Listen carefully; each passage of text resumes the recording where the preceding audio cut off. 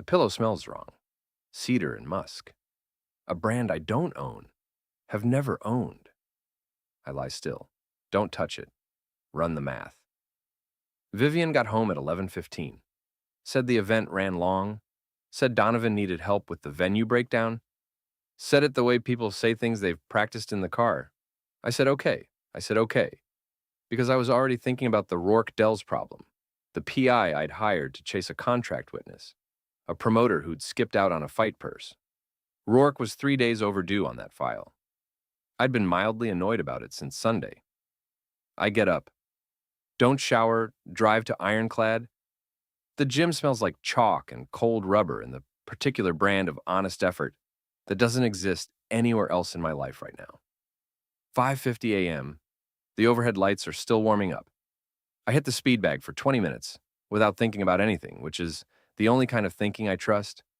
Rourke-Dells walks in at 6:12. He's not carrying the contract witness file. He's carrying a manila envelope, standard letter size, and his face has the specific look of a man who has done this before and still doesn't enjoy it. He sets it on the equipment bench beside me, sits down on the far end, puts 3 feet of distance between himself and what he's about to say. I found the witness, he says. Also found something else. I pick up the envelope. Don't open it yet. How bad? 41 hotel photos. 14 months of receipts. He pauses. One name on the cover sheet. I open it. Donovan Keaton. My best friend's name, typed clean on a white cover sheet, above a photograph of him and my wife walking into the Aldermore Marriott at 2:17 on a Tuesday afternoon 14 months ago. I close the envelope. I sit on the bench. My hands go flat on my thighs. Completely flat. I watch them and they don't shake. The cold comes in. Not through the door. Not from the air conditioning. From somewhere behind my sternum. Not grief. Not rage. Something that feels more like a calculator switching modes. Arithmetic. How long have you had this? 3 weeks. I needed to be sure. You're sure?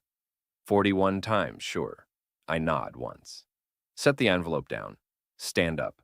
Walk to the whiteboard on the gym wall where I track training schedules and fighter stats and the logistical machinery of a regional MMA promotion that grosses $400,000 a year. A number Vivian has always been vaguely aware of and never precisely understood. I write one word on the board. Thursday. Then I pull out my phone and call my brother. Clear your Thursday, I say, and bring the whiteboard. Nolan says, already on my way. He doesn't ask why, and that's the thing about Nolan. He spent 4 years as a paralegal before he moved into logistics coordination, and he has the particular instinct of someone who has watched enough situations deteriorate to recognize the sound of one starting. I drive home. Park in the driveway. Sit in the truck with both hands on the cold steering wheel, and don't go inside. October. The wheel is 40 degrees, and I can feel every ridge of it through my palms. I've held this wheel in training camp exhaustion and pre-fight adrenaline and the particular 3 a.m. quiet after Ren was born, and I drove her home from the hospital with both hands locked at 10 and 2 because I had never been so aware of everything fragile in the world. I hold it now and I think about 14 months. I think about every Tuesday. I think about the pillow. Then I think about Thursday. 2 streets over, a dark blue Volvo is parked against the curb. I recognize it. I've ridden in it.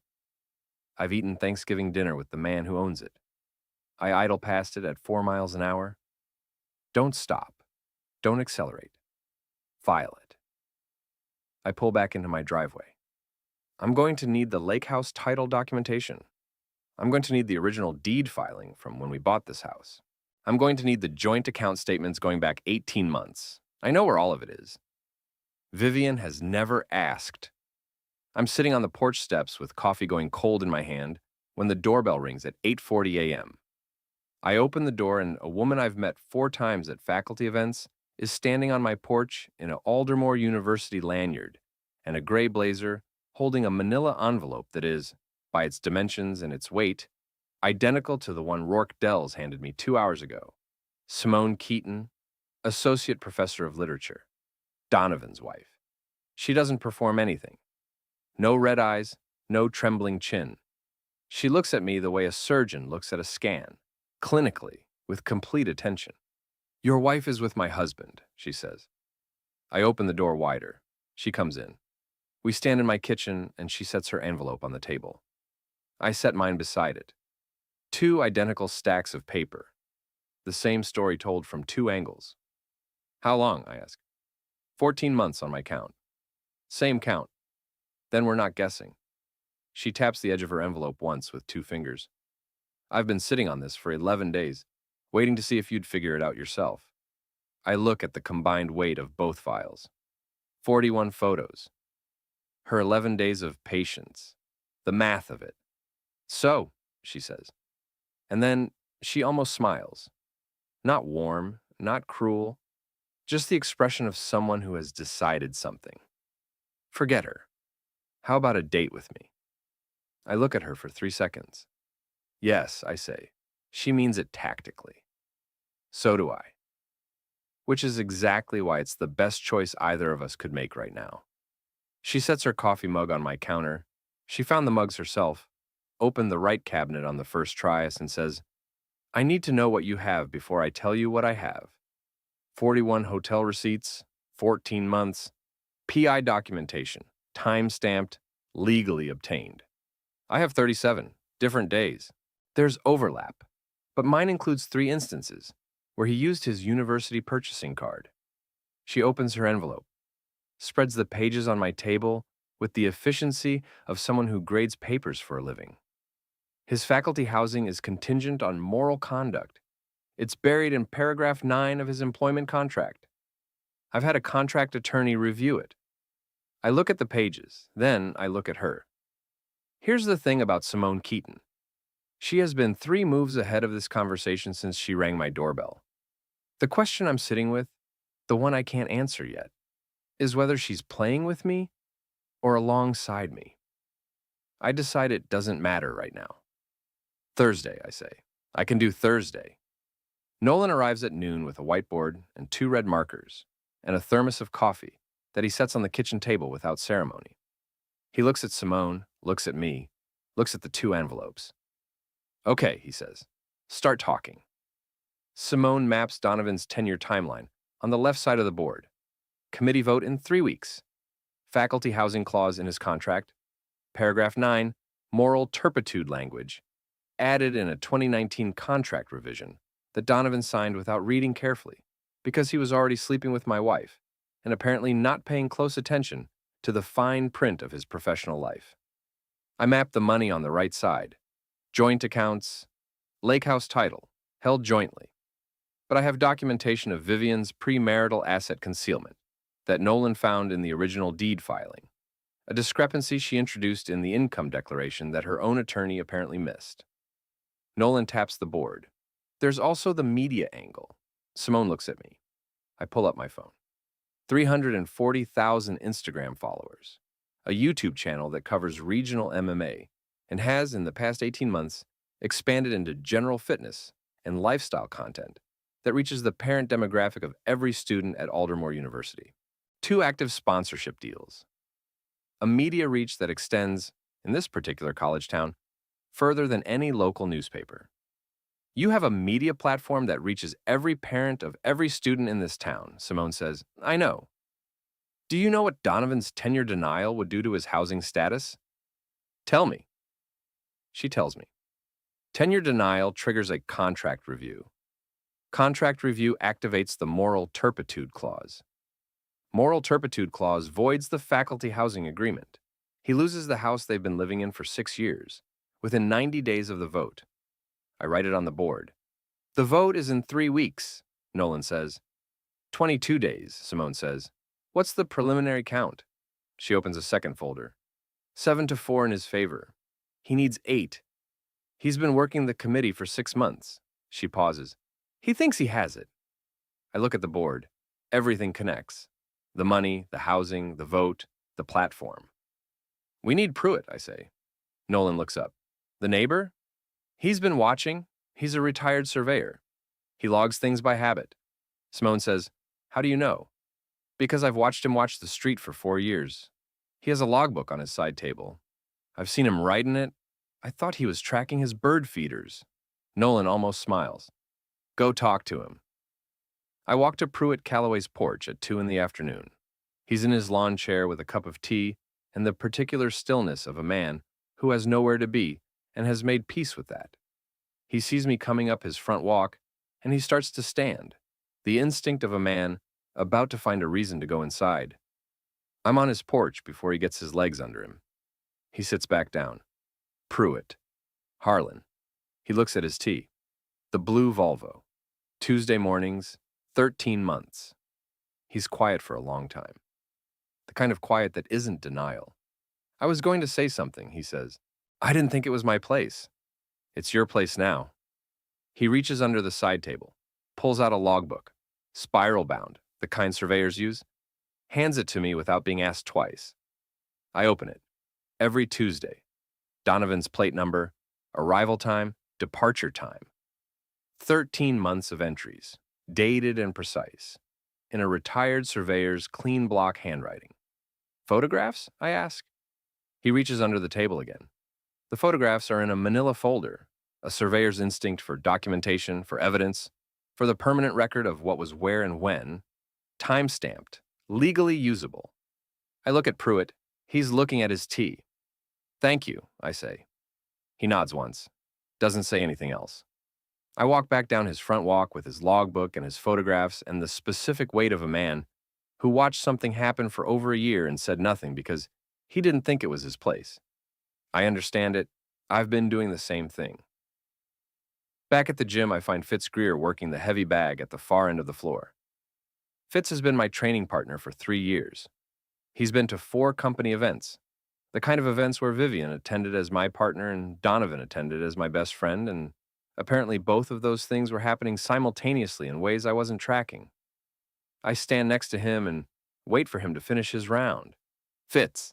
He stops, holds the bag, doesn't look at me. 4 events, I say.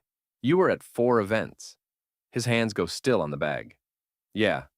Tell me what you saw. He's quiet for a long moment, then, we all knew, man. Nobody wanted to be the one to tell you. My hands go still on the speed bag I've moved to.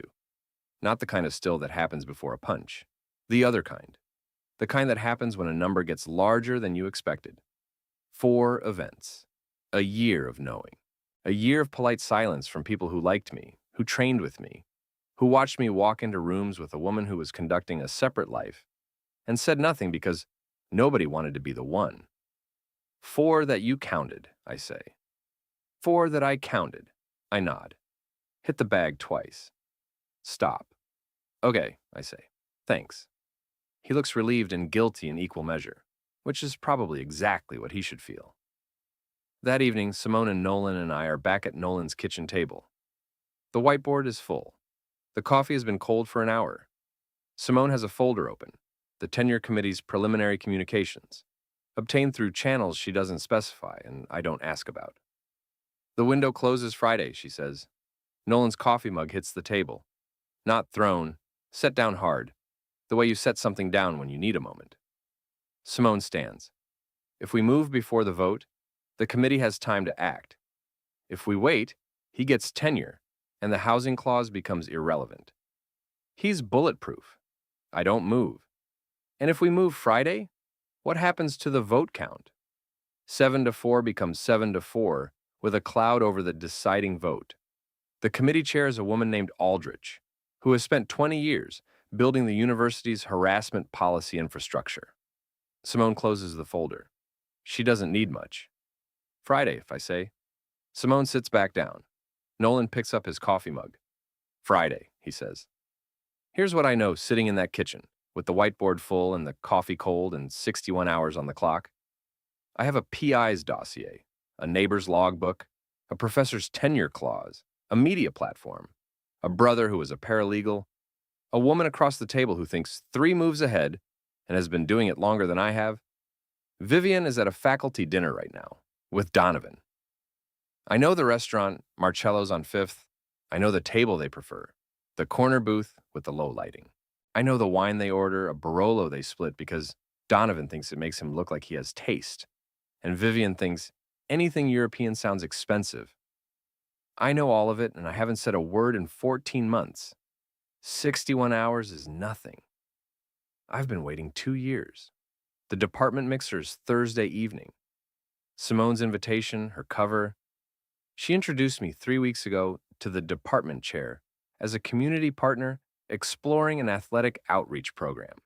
A real program, one I'd actually been considering before any of this, which is the kind of detail that makes a cover story airtight. I move through the room in a blazer and jeans and the particular ease of a man who has spent 15 years learning how to be comfortable in spaces where he's the most dangerous person present. A regional MMA headliner at a literature department mixer. Everyone knows who I am. I do not belong here. I walk like I do. Donovan spots me from across the room. His face does something complicated, a sequence I watch in real time, from across 40 feet of institutional carpet and bad overhead lighting. Recognition. Calculation. The specific micro-expression of a man whose two separate worlds have just occupied the same physical space. He moves toward the fire exit. I don't run. I read geometry. Cut the angle at a walk, threading between a catering cart and a cluster of junior faculty, arriving at the corridor that leads to the fire exit at the exact moment Donovan turns the corner. He walks into the catering cart. The cart catches a tray of wine glasses. One glass tips.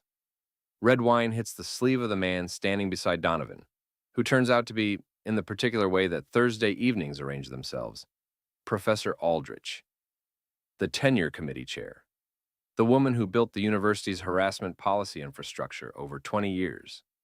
She looks at the wine on her sleeve. She looks at Donovan. Donovan looks at me. The room turns. I pull Donovan into the hallway. Alone. No cameras in this corridor. I checked the building schematic when I was here 3 weeks ago, because that's the kind of thing I do now. 6 inches taller, 70 pounds of functional muscle, the kind that comes from 15 years of professional fighting, and not the kind that comes from a faculty gym membership. He's already talking. Harlan, I can explain. It started as we were both going through a difficult. I'm not here to make a scene, Donovan. Harlan, I'm just here. That's all I say. I let the sentence sit there between us. I let him hear what it means, that I have been here, in this knowledge for some time, that I am not arriving at this moment in shock, that the man standing in front of him is not the man he thought he was managing. He tries 3 more times to speak. Each time his hands shake a little more. By the end of the 4-minute conversation, his glass is trembling in his grip. And I haven't raised my voice, and I haven't threatened anything, and I haven't said a single word that could be quoted in a legal proceeding. I've only asked him one question. How was the Marriott, the one on Clements Street? His face goes gray. Room 214. That was October, right? You said you were at the Regional Composition Conference. I remember because you sent me a text about the keynote speaker. I tilt my head. What was her name again? The keynote speaker? He doesn't answer. You told me it was a woman named Hartwell. Spoke on narrative theory. I looked her up afterward because the topic sounded interesting. I pause. There was no Hartwell at that conference, Donovan. His glass hits the floor. Not thrown. Dropped. The sound of it, crystal on institutional tile, a clean, sharp crack, carries into the room behind us. Someone looks over. Nobody comes. I leave him standing in the hallway, with the broken glass and the wine spreading across the tile, and the expression of a man who has just discovered that the person he thought he was deceiving had the receipt. I drive home. Both hands on the cold steering wheel. October. The wheel is 40 degrees, and I hold it the way I held it the night I brought Ren home from the hospital, with the specific awareness of everything that can break. Nolan calls. How'd it go? I used my size as a weapon without throwing a punch, and it worked. Are you okay? No. Keep going. I sit with that for a mile. The thing about using your body as a weapon, even without contact, even without threat, even when you're technically just standing in a hallway having a conversation, is that you know what you're doing. I knew. I positioned myself. I chose that corridor. I let him feel the geometry of it. It worked because I wanted it to work, not because I had no other option. I file it, I don't stop. Vivian is waiting in the kitchen when I get home. She's been drinking a glass of Sauvignon Blanc, 2/3 empty, her second of the evening by my read of the bottle. She got a text from Donovan. She doesn't know exactly what I said, but she knows the mixer happened, and she knows I was there with Simone, and she has been building a narrative in the 90 minutes since that text arrived. You went to the department event. Her voice is already elevated. With Simone Keaton. I did. Why were you at a literature department event, Harlan? Community outreach program, athletic partnership. I set my keys on the hook. I've been in conversation with the department for 6 weeks. You're lying. I look at her. She refills her wine without looking up. Her earring, the left one, a gold hoop, catches the light as she moves, and she adjusts it twice before she sets the bottle down, which is a thing she does when she's working out what to say next. What did you say to Donovan? I asked him about a conference. What conference? Narrative theory? October 2 years ago. The Marriott on Clement Street. I watch her face. You remember that weekend? You said you were helping with the Hargrove wedding. The Sauvignon Blanc is very still in her glass. You said the bride was difficult, I say. You said the florist didn't show. You said you got home late because the cleanup ran over. I pause. I remember all of it. Harlan, I remember everything, Vivian. That's the thing about me that you seem to have misread. Her voice goes up 3 registers. She's talking about trust and privacy, and what kind of marriage this is, and whether I've been spying on her and who does Simone Keaton think she is. And somewhere in the middle of it, she picks up the ceramic bowl from the counter. The blue one we bought at a craft fair in the first year we were married. The one Wren calls the Dragon Bowl, because of the pattern on the rim, and throws it. It hits the wall 2 feet to the left of my head. The sound of it. Blue ceramic on drywall. A clean, final crack. I don't flinch. I'm watching her. I realize something tonight, I say.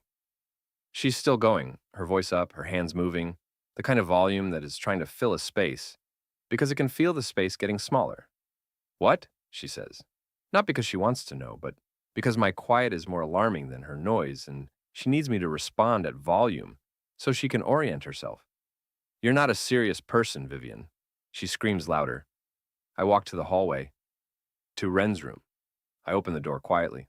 4 years old, asleep on her stomach, her stuffed rabbit tucked under her chin, completely undisturbed in the specific way that small children sleep when the world hasn't taught them yet to be afraid of loud noises in the kitchen. I stand there for 30 seconds. Then I walk back to the kitchen, pick up my keys from the hook, and say, "We're done here." The door closes behind me. I'm at the end of the driveway when her Audi's headlights come on. She pulls out fast, high beams, one hand on the horn. I don't speed up. I take Sycamore to Ridgeline, Ridgeline to Mill Creek to a side street. I know dead ends in a parking lot behind the old hardware store. I kill my lights, pull in. Park in the dark between 2 dumpsters. Vivian's Audi goes past on Mill Creek at 40 miles an hour. I watch her taillights in the gap between the dumpsters. She loops back, passes again, slower. Then the taillights disappear. I sit in the dark. I call Nolan. Move the timeline up, I say. To when? Friday morning, 8:47. Why 8:47? Because the tenure committee chair gets to her office at 8:30 and spends the first 15 minutes checking email. I want her reading it when it arrives. Nolan is quiet for a moment. Then, okay, I'll have everything staged by midnight. I sit in the dark parking lot behind the old hardware store, and I pull out my phone. Nolan texted me a link 3 days ago, and I ignored it. Singletune.com. He'd mentioned it casually. The way Nolan mentions things he thinks are important, but knows I'm not ready to hear yet. I open it now. Values assessment. Before you see a single profile, before you see a single photograph, questions about what you've been through, what you believe, what you want from life, the idea that compatibility starts with who you are, not what you look like. I read the first question. What have you been through?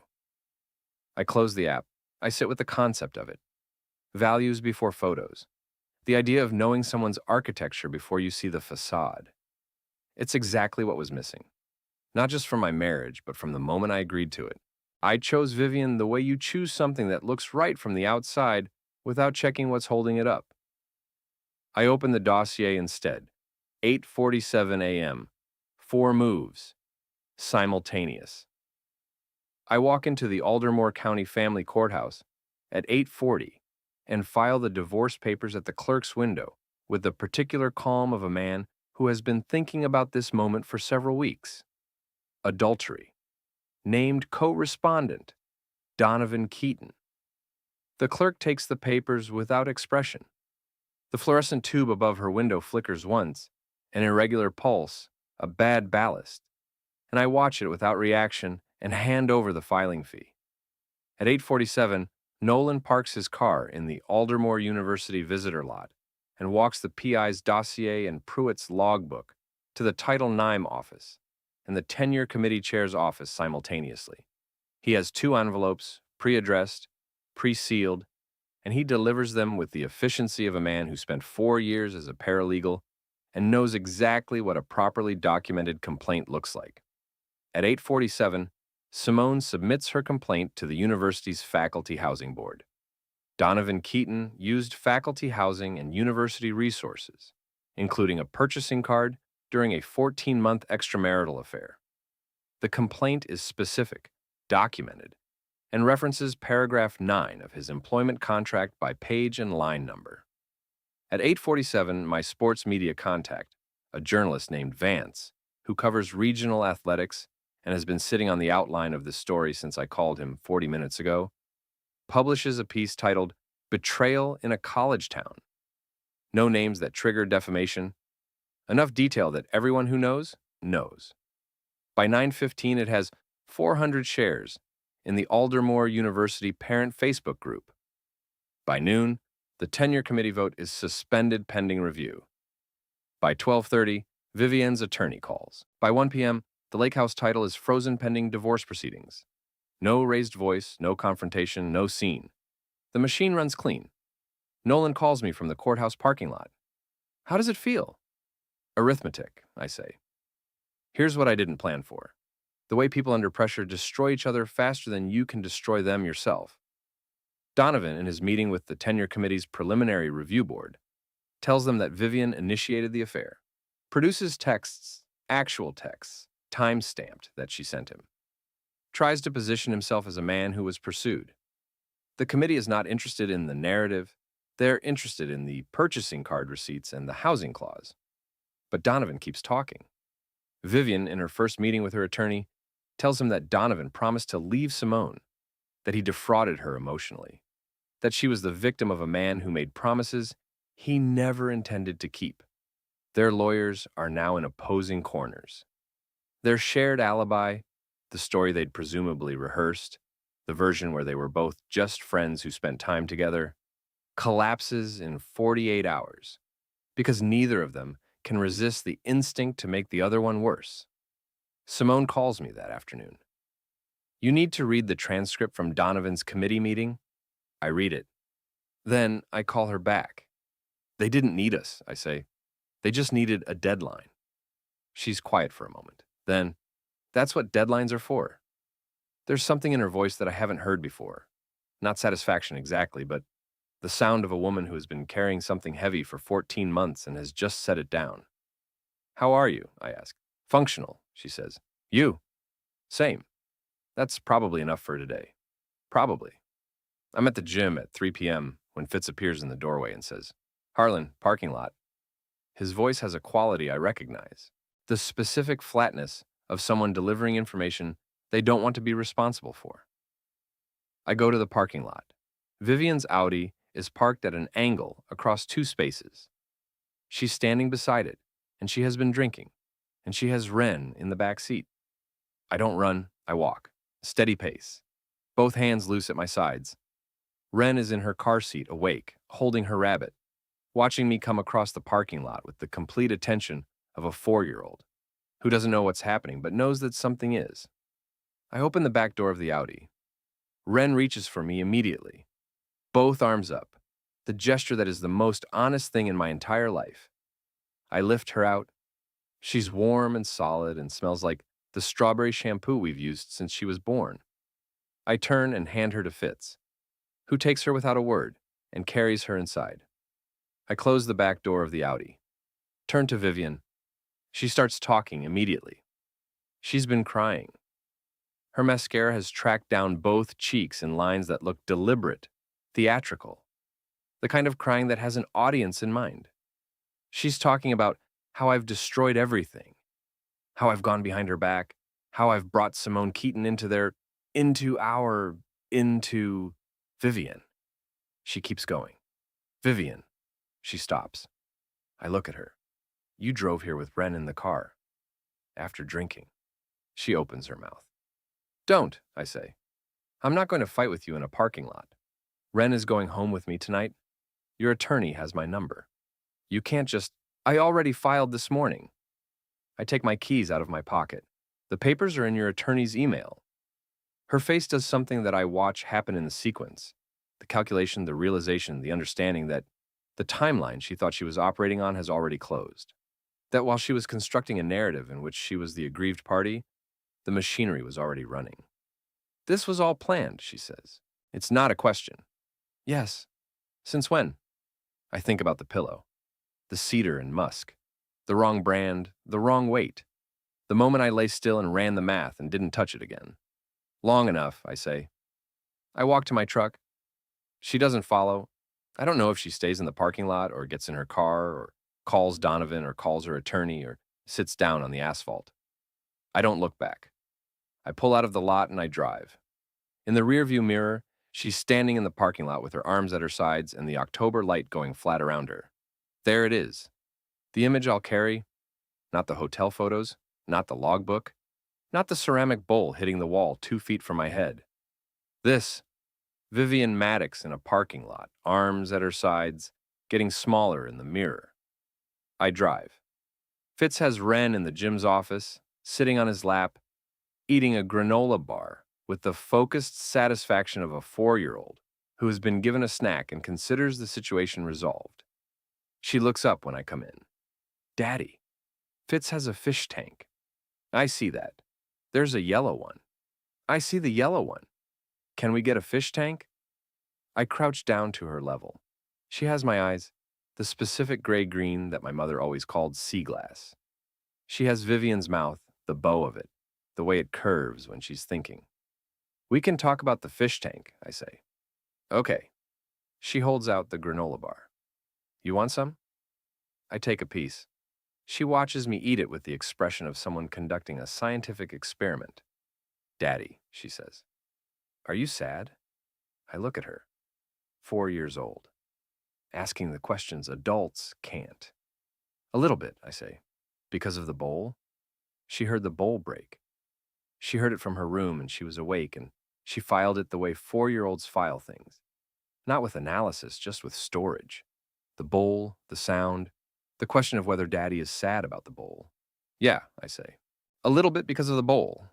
She nods, satisfied with this answer. Offers me more granola bar. I take it. 2 weeks later, the tenure committee issues its decision. Donovan Keaton's application is denied, pending a formal conduct review. The housing clause is triggered. He has 90 days to vacate the faculty residence. His attorney and Vivian's attorney have been in active conflict for 10 days over the texts he produced at the committee meeting. Texts that Vivian's attorney is now characterizing as evidence of harassment. The lake house sells at mediation for $412,000. My share, after the equitable distribution calculation that Nolan built and my divorce attorney presented, is $260,000. Vivian's premarital asset concealment, the discrepancy in the original deed filing, reduces her share by $41,000. Simone and I have dinner on a Wednesday evening, 3 weeks after the mixer. Not a date in the conventional sense. We sit at a corner table at a restaurant neither of us has been to before, and we talk for 3 hours about things that have nothing to do with Donovan or Vivian. She's writing a book about unreliable narrators in mid-century crime fiction. I'm expanding Ironclad into a second location. At one point, she says, I signed up for singletune.com last week. Nolan mentioned it to me. Did you try it? I read the first question. She tilts her head. What was the first question? What have you been through? She's quiet for a moment. That's a good first question. Yeah, I say, it is. She looks at me across the table. The way she looked at me on my porch that first morning, clinically, with complete attention. But there's something different in it now. The surgeon reading the scan, yes. But also the surgeon who has decided the patient is worth the operation. The app matched me with someone who'd rebuilt something after losing it, she says. Yeah, I thought about that. What did you think? I thought, that's the only kind of person worth the time. I look at her. The restaurant is warm, the wine is good. Outside, October has given way to November, and the trees on 5th Street have gone bare and honest. I think about the pillow, the cedar and musk, the wrong brand, the wrong weight, the moment the arithmetic started.